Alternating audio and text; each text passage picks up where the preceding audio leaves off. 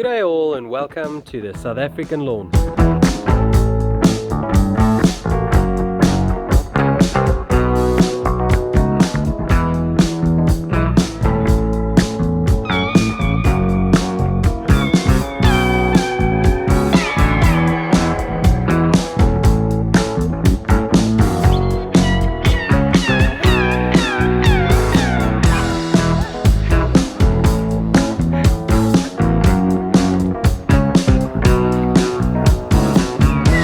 Okay, so welcome to this very special episode. It's the start of my big lawn renovation. Am I just super excited?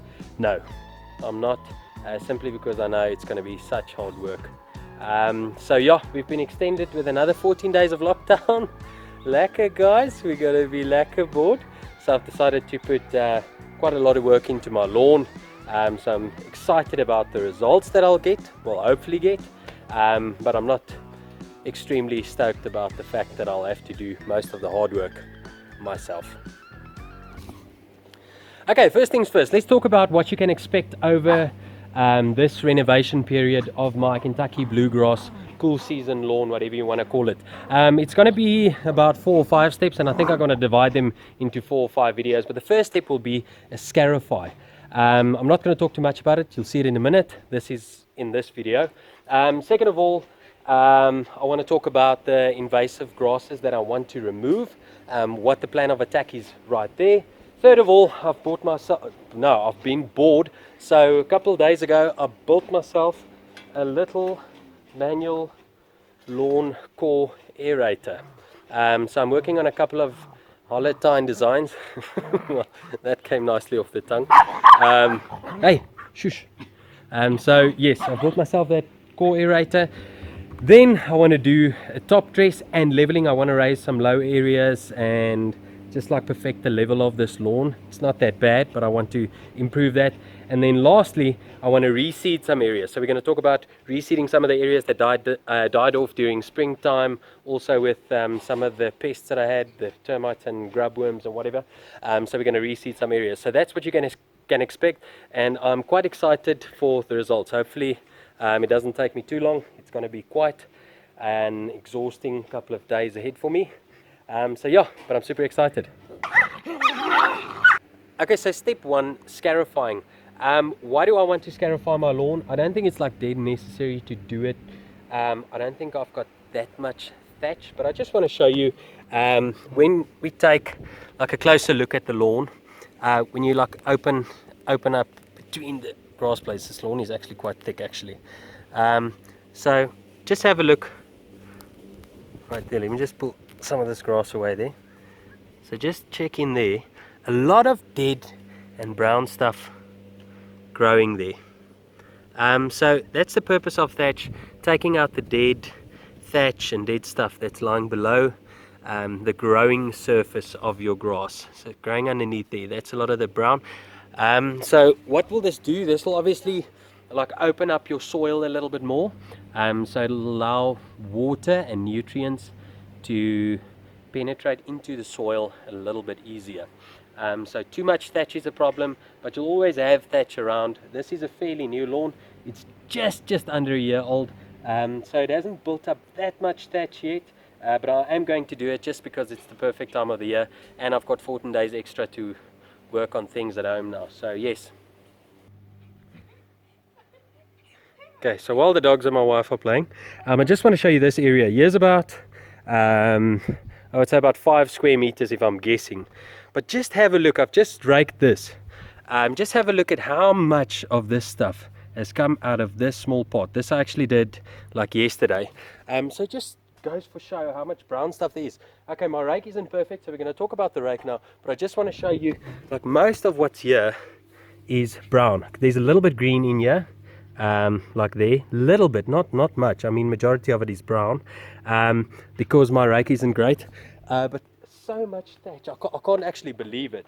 That's why I want to like try and dethatch or the whole lawn, because I think it would be very beneficial for the lawn. Okay, so let's talk about the rake that you're supposed to use or whatever. So you actually want one of those thatching rakes. I think it's actually called a thatching rake. I don't actually know where to find them, but I'm pretty sure you'll get them. The only reason why I haven't got one is because all the shops has been closed for almost, well, going on to 3 weeks now. So I'm using this one, but you want one of those with those thin wire fingers to actually get down in between the grass blades and pull the thatch out. But I'm using this one just because it's a steel rake and it's pretty strong. I don't think a plastic rake is going to work, to be honest. I'll try it now, but a plastic rake won't work. I'm using this one. It is pulling out some of the green stuff, but it's not the end of the world. It's Kentucky Bluegrass. It will fill in again. The whole purpose of this is to actually thin the lawn out to make space for new growth during this active growing season now. It is obviously active growing through the summer as well, but this time we're going in now is going to be perfect for my Kentucky Bluegrass lawn. Also, something to keep in mind, you might want to get a dethatching machine. I know Bryce from who's running the page Lawn Care Nut South Africa, he's actually hired one of those dethatching machines. I will like to try it in the future. Obviously now there's no go for that, everything closed, so I'm gonna have to do it this way. This is the hard way. I don't like to do it this way, but this will just have to do. It's all I've got for now. Okay, Lucky, so let's quickly talk about my rake setup here. I've obviously got the handlebar on this, and then a 90-degree, like whatever these finger rake stuff is. I don't know what you call this on the rake, but this is the setup of it. So this is on a 90-degree. So I try and keep the rake at 45 degrees. So the fingers are also at 45 degrees, like kind of pulling and getting underneath that, and so your thatch is basically pulled up in between these fingers right here. So basically you pull it like this, and then your thatch slides onto the rake like that. So just have a look, and then like numerous times over the same area I just do this.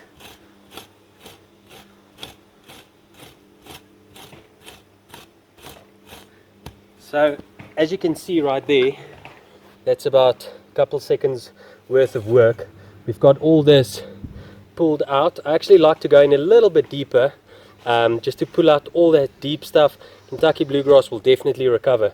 So that's basically the whole science behind this dethatching rake of mine.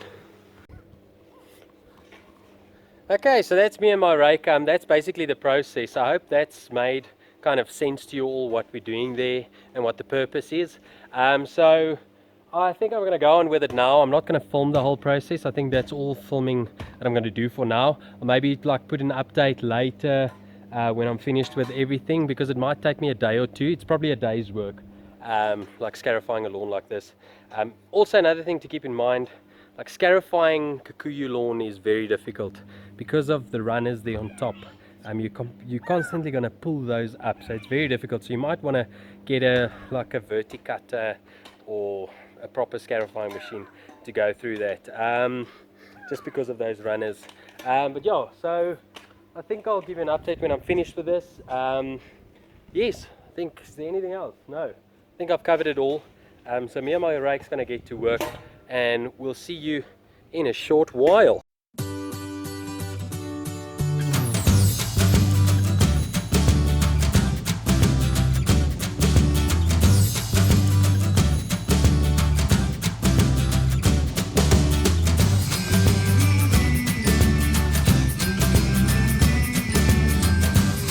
Okay, so I think I've got to wrap up the video right there. I'm just going to show you the progress that I've made today. I haven't worked that hard. I've probably only been busy about an hour and a half or 2 hours with this, and I've done probably about 70 square meters of the 200, so I'm about 2/3 the way through. But progress is going slow, but it's very, very hard work. Honestly, I'm like busy 10 minutes and I'm sweating, I promise you. It's quite bad, but just have a look at what I'm doing. So this area right here, just have a look. It just pulls out the thatch so nice and opens up the soil beautifully. So that's exactly what I want to accomplish. Some areas go a little bit easier, where the soil is a little bit softer. It actually pulls through it a little bit easier with this like not perfect rake of mine. Also another great thing is, just have a look, it just shoots up the kikuyu runners there. So it's easier for me to pull out. Kikuyu is not that bad, but this Bermuda or Kweek, yo, nice better. That's a tough one. But in any case, that's all to come in the next videos. I hope you've learned something. I hope you enjoyed the content. Thank you so much for watching. Thank you to all the subscribers, everyone watching. I will see you in the next video. Cheers for now. Bye bye.